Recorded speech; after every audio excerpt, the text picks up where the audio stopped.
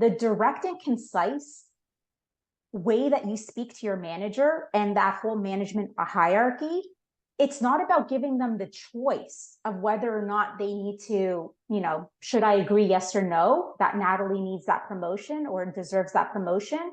It's about not giving them the choice and presenting all of the facts on the table, taking the emotion out of it, and demonstrating, here I am, I'm doing all of the work. Show me the gaps and I will fulfill those gaps. And then what?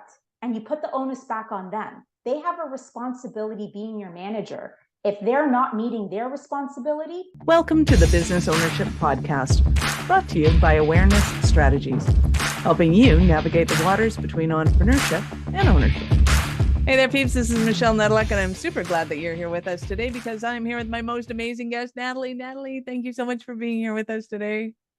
Thank you. I'm so excited to be here. Nice. I love having you on. So tell everybody who you are and what you do for business. Yes, absolutely. So I am a career and mindset coach, and I dove into this side of the business just over 6 months ago. I left corporate from almost 17 years of being in corporate to follow my new passion, which is helping other professionals get more out of their careers. And that is what I now focus all of my time and energy doing, and I couldn't be happier. I love it. And I also kind of love how you blow over. I was in corporate. Yeah, you were, but there's a little bit of a story going on there. It was a special kind of corporate that made you especially well poised, I think, for what you're doing now. So talk to me about your previous career and what kind of elements it had to it. Yes, absolutely. So my corporate experience was on a trading floor for a leading Canadian bank. And truth be told, I worked at the same company the whole time. So what I did in most people, they start off their career, they do it for a couple of years, and then they go somewhere else, and then they do that for a couple of years. I created that movement within the same company. And for me, coming into that capital markets trading floor type environment, it was like a drug right off the bat. Coming out of university, all I wanted to do was make as much money as possible and make the biggest impact possible. So the impact that I thought then, which is funny because it's completely different. What my impact now is what I want to do in this life. And yeah, I spent 17 years navigating the trading floor walls and figuring out how to make it work. That's truly how I can best sum that up. Nice. Well, and I think to a lot of people, I'll beat a dead horse for a little bit here, but then we'll go into your next career, because I do think that people see being on a trading floor as kind of I don't want to say it's the nirvana of business, but it's being able to understand how money works, how the trades works, being able to influence conversations, persuasion. Like, you had to have all of the elements of confidence and certainty and calm state of mind despite the chaos. Like, there's a lot going on there. 100%. And you know what, Michelle, you don't get trained for that coming into that experience. It's something you either, the expression sink or swim could not be more true in that type of environment. And, my 17-year journey really did have its ups and downs, roller coaster rides, like many people do when they look back at their careers. And a big part of that was figuring out, to your point, how do you build a presence in this chaotic environment? How do you build confidence? And being a woman on a trading floor, which quite frankly, we are still the minority, shocker, I know. And it's how do you build up that voice and use it in a way that will actually help you get more out of your career? That took me years to develop. Mm-hmm. So when you're on your own looking back, and I still vividly remember being that, 17 years ago, showing up on the first day and eyes wide open, bushy tail wagging, and then situations occur. And you're like, oh, damn, okay, I'm not prepared for this. I need to figure this out on my own. Wow. And was there a lot of things that you just had to figure out on your own, or that was because I'm assuming that they know that there's a lot of training that needs to go on, like I'm assuming. Yeah, honestly, majority of it was on your own. Mm. To be completely transparent, I'm very much of a network. Like I see so many benefits in networking and being able to have mentorship, not only receive it, but give it. That has always been my mantra. And while I put myself out there so many times to seek this mentorship from others who have been there and done that and can help me navigate through these like difficult times, I was so disappointed with the lack of enthusiasm and genuine effort being shown my way, even though I was seeking them out. It was a struggle. It was a struggle. And quite frankly, that's probably one of the biggest catalysts as to what, drove me to what I'm doing now. Right. Well, and I do see it as being one of the, out of all of the corporate gigs you could have had, this is probably the one that could have prepared you the best for entrepreneurship. Like it doesn't really seem like you had a corporate job. You weren't just being what we perceive as being a corporate job of, I just do what I do it really well, I sit behind my desk, get my stuff done, and climb the corporate ladder. That's not the root of this. This sounds way more entrepreneurial, and fight and strive and kick and scream and go down with a blaze of glory if you're going to go. Absolutely. And it's funny that you say that, because that was for the chunk of the first few years of my experience there. I was that person that you were alluding to, put my head down, clocked in and out each day, provided like a ton of value, thinking that was enough. As soon as I flipped the script and more wore that entrepreneurial hat, like that CEO mindset, okay, how do I start creating opportunities for myself? Because my previous approach hadn't been working. I wasn't growing as quickly as I would have hoped. And and I did the comparison game, and I look around at my peers. They seem to be growing quicker. They seem to be landing the promotions quicker, getting those pay bumps faster. And then you start to reflect, what's so different? I'm producing at a high quality level. I'm getting amazing feedback. What gives? Right. And then you figured that out, unlocked Yes. that little door, and not Pandora's box, but a pleasant Pandora's box opened up, and you created phenomenal success. What made you decide to transition into the coaching side of things? So and I alluded to this earlier, to be completely honest, looking back at my experience, I lack that mentorship and that guidance so much that as the natural evolution of my career, I started giving myself to that initiative. So I began pouring my extra time, my free time. What does that even mean? Does it even what does that have mean free when you're time working anymore? 16 hours a day? I don't know. Yeah, exactly. And I poured more of my energy into those types of opportunities. And what I started to realize, at first it was subconscious and then it grew into my conscious, was I enjoyed it so much. And it was so fulfilling for me to be able to truly help and transform individuals' career trajectories simply by providing my perspective, my guidance, and my lessons learned. There was a switch. It was a COVID decision, probably not the only one who went through some type of like aha moment during COVID, but I still remember having that catch up conversation with one of my mentees that I had at the time. It was December 2020. And it was the feedback from his experience working with me and how much it changed his life and what it meant going forward for him. That impact hit me so hard that later that night, I turned to my husband before going to bed. I'm like, this is it. If I can figure out a way to make this work, this is exactly what I want to do with the rest of my career. Nice. I love it. So transitioning into this, working with people and being able to help them to transition, um, what kind of aspects do you find that people, or what kind of questions do you find people are asking you the most?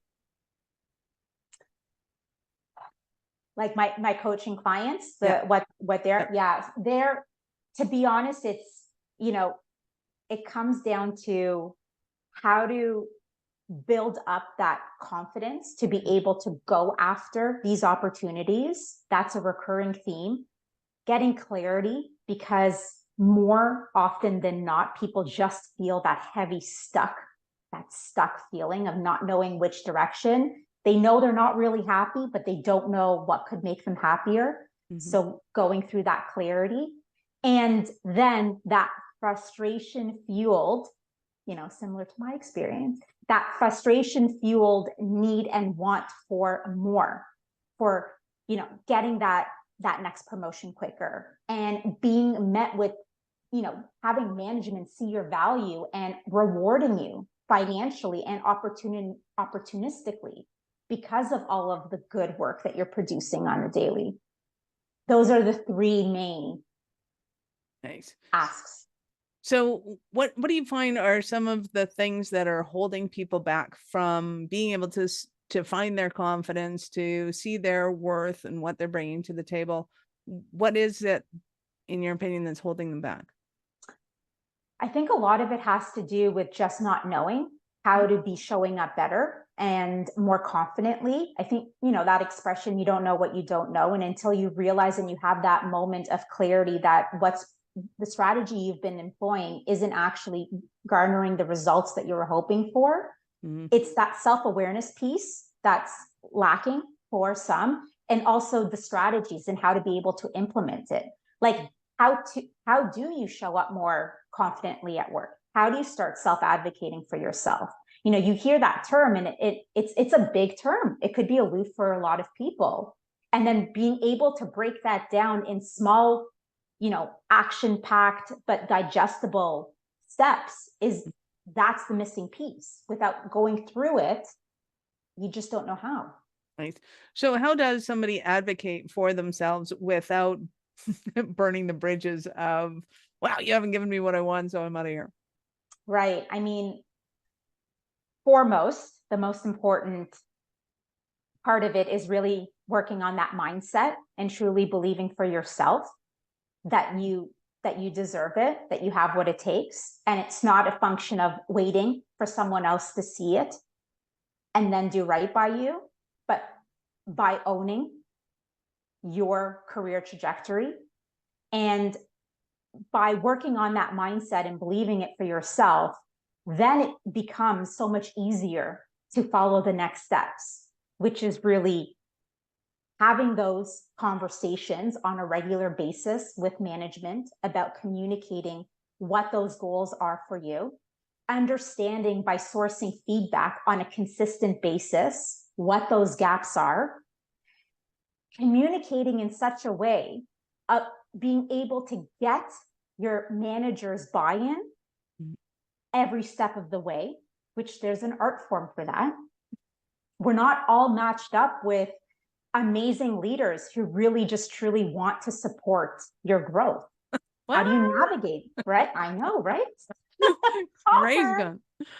That's funny. Yeah. Well, and I think it's a great point that you made initially, is when people can understand that they're not going to necessarily get permission from somebody else externally in life, period. You can be 5 years old, and the sooner you realize that nobody's going to give you permission to be who you want to be, you got to be who you want to be.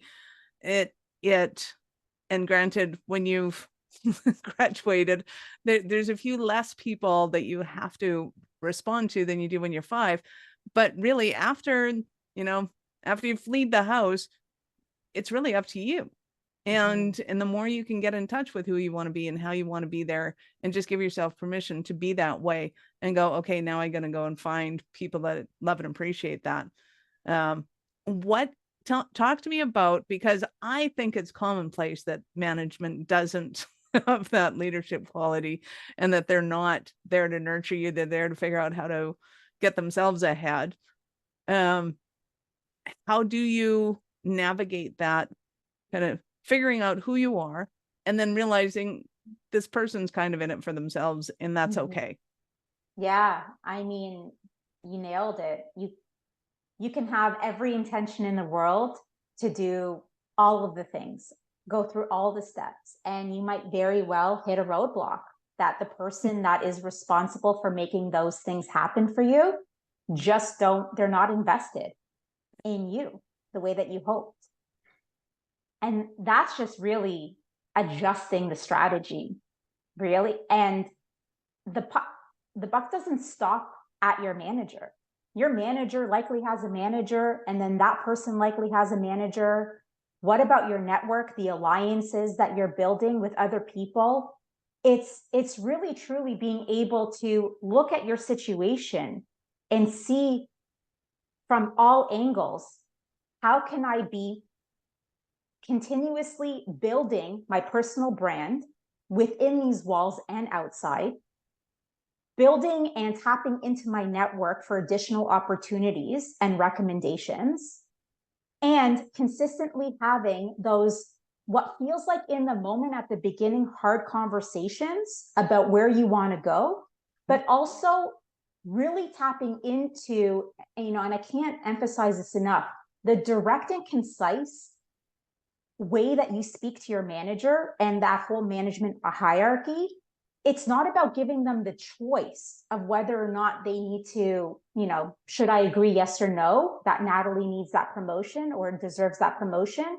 It's about not giving them the choice and presenting all of the facts on the table, taking the emotion out of it, and demonstrating, here I am, I'm doing all of the work. Show me the gaps and I will fulfill those gaps. And then what? And you put the onus back on them. They have a responsibility being your manager. If they're not meeting their responsibility, then there's another conversation to be had outside of that individual to ensure that your value add and all the actions that you're taking are being seen and recognized. You're giving me flashbacks to the last time that I got fired from a corporate gig. I got brought into the office, and at that time, my job was project management, communication with projects, and IT. So I basically had 3 to 5 jobs that I was doing. And they brought me in, they said, "Oh, we've hired somebody to do IT." And I'm like, "Yes, that's fantastic. That's awesome." And they're like, "That's not the reaction we were hoping you have." And I said, "Well, like that is a job unto itself. Actually, it's 3 jobs if you want to talk about it. And then I've got these other 2 over here." And they're like, "What do you mean the other 2 over here?" And they explained to me that I'm fired. And I went, "Oh, okay." So I go to pick up my check, and they're like, "Hey, this stuff over here, what do you know about it?" And I'm like, "Everything." "You want to hire me back on as a consultant? I will tell you everything." I said, "You probably deleted all my email, didn't you?" And they went, "Yes, of course we did." And you're an idiot, because that's where all the information was. So yeah, 50 grand, and I'm happy to consult for you. Right, absolutely. And that's just it. A lot of the times, like, your managers and the people that are making the decisions for you on your behalf don't even, to your point, like they don't even know. They don't know what you do. And to the poor guy's credit, I mean, he had no idea what I did. He knew what his management was telling him that I should be doing, but he didn't talk to the other department heads of what I was doing. So, to his defense, but yeah, he was thrown into his position too, which I got to have a lot of empathy on. So when it comes to kind of networking, because I see that as a huge part of somebody that can scale their career and their business ultimately. But what are some of the keys to being able to network effectively, both internally and externally from the company, to be able to strengthen your network? Absolutely. I mean, just ask. So many people are just so in their heads about the idea, this icky, one of the most common when I'm asking my clients, what comes up to you with the thought of networking? It's overwhelming. It feels salesy. Like I feel, as much as there's a goal in whichever in your networking efforts, there tends to be a goal of what you're trying to move towards. That doesn't mean that you can't approach those conversations from a very much of a two-way street. here's what I'm trying to work on, but hey, what are you trying to work on and how can I help you? People, generally speaking, are a lot more willing to help you, knowing that you're willing to help them. And it's not just for selfish purposes. So going back to that point, make those asks, connect with people, get out of your head. Hey, I'd love to be able to sit down for coffee with you and find out more about what you do and what you enjoy doing at work, and what other opportunities you're exploring. Putting yourself in those positions to learn more about others, that should be your intent going into these conversations. Because then once you're there and you're having that chat, then it becomes a lot more of a free, open conversation. That level of advice really goes within your organization and outside. And really being able to see the opportunities for what they are and connecting with people at industry events, for example, learning more about what they're doing, just making the ask. Love it. Well, and to me, when it gives you something to talk about, because, I find that I'm one of the exceptions. I don't like talking about myself, but I love hearing other people's stories of what they have going on. And that kind of generates a more casual approach to the conversation. And people don't just remember me for what I do. They remember me for, how they feel and whatever else was going on in the conversation for them. Mm-hmm. And sometimes it's a detriment because they remember my kid in the soccer games. They don't necessarily remember what I do for a living. But, when I call and go, hey, by the way, do you have, something on this? They're a lot more open to that conversation because they're like, oh, Bo's mom, or whatever the thing was that we were doing. And I don't think people appreciate fully that interweaving of kind of our humanity into the conversation, so that it's not just business and what's going on. That's exactly it. Yeah. Like it's so, and you could leave a networking types, a coffee chat or something a little bit more of a formal basis, feeling, oh, dang, I didn't get to what I wanted to ask. But to your point, so follow up, schedule another conversation. And if you're showing up from that genuine place of giving, chances are that individual is going to make time for you again and is going to want to help you because you showed up so authentically in the first place. I love it. So give us an example of a Cinderella story of a client that you've worked with, kind of, and, whether it was not necessarily rags to riches, but chaos to order or whatever it was. Yeah. Oh, it's hard to just pick one. It's like I'm a proud mom. Like I'm a proud mom of all of my clients. One comes to mind for sure. She's one of the first clients that I worked with when I went out on my own, and she was stuck. She worked in the same industry that I left, and she was very stuck in her movement upwards. And this is the type of person that she's been in the industry for years. So she knows the benefits of communicating, making your ask. She learned some of those lessons already on her own. Where she was getting truly tripped up is the communication piece and how to be showing up with that CEO mindset and that approach and that strategy to really garner the results. And it's interesting because as we were working through from session to session, really building up that mindset, that framework, and that specific customized strategy that's going to work for her, simple things like speaking up in meetings, voicing your opinions, don't hold them in. You have something to say it. Asking for those additional opportunities, aligning your goals with the company's goals, and garnering the manager buy-in that I was speaking about earlier. It's really tailoring the communication in a way that you're being seen and heard in a new way than you were before. You're really taking that like proactive approach. With her specific situation, she did all of those things. And she continuously, like we were talking about earlier, she was met with an unsupportive manager. And no matter what she did and how she showed up and all of the improvements, even though she was getting stellar feedback, her career was stagnant.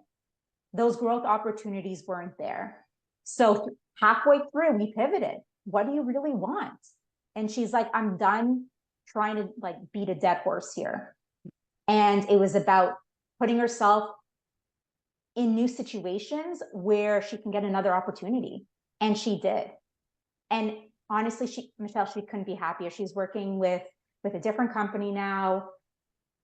She's valued. She has responsibility she only dreamed of having before, and starting something new, you're filled with imposter syndrome.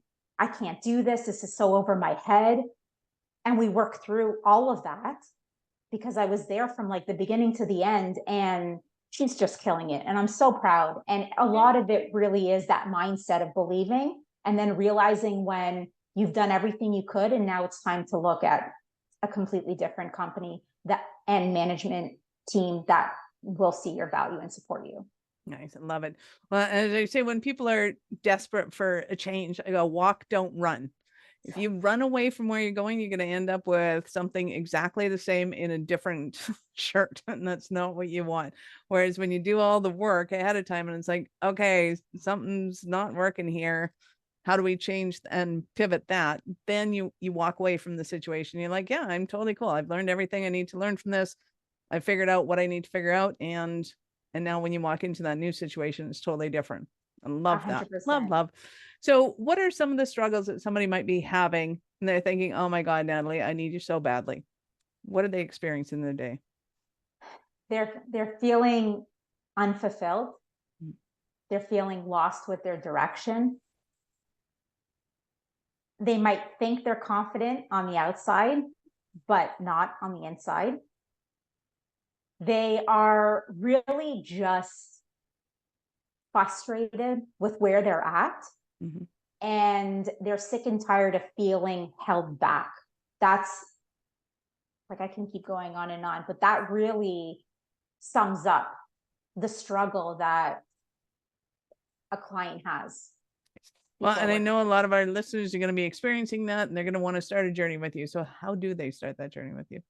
Oh, well, I welcome any and all conversation. Truly. It's the best way to reach out to me is I'm big on LinkedIn. So that is absolutely the social that I spend a lot of my time, and I share my thoughts, opinions, tips, strategies on a 5 days a week. So active platform, and my website.